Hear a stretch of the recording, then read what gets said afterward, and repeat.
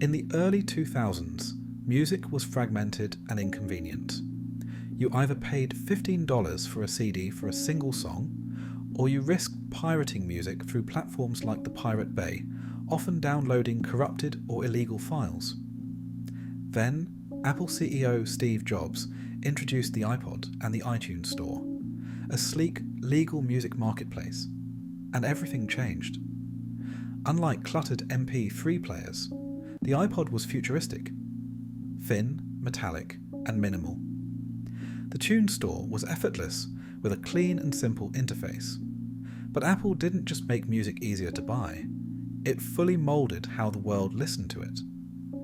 Apple introduced notable design constraints. For example, buying a song only worked through iTunes or an iPod. No transferring, no sharing to another person.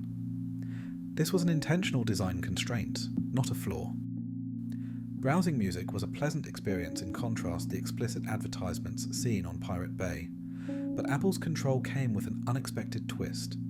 It democratized music for both artists and listeners.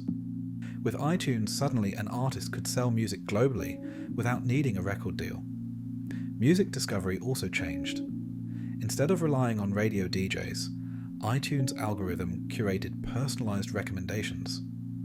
Apple gave power to artists and listeners, while keeping strict control over the platform. However, not every artist welcomed iTunes.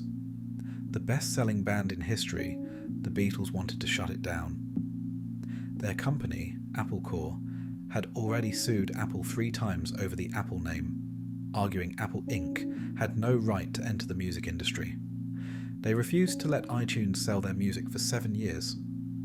It wasn't until 2010 that Jobs negotiated a deal, turning the Beatles' arrival into a global event.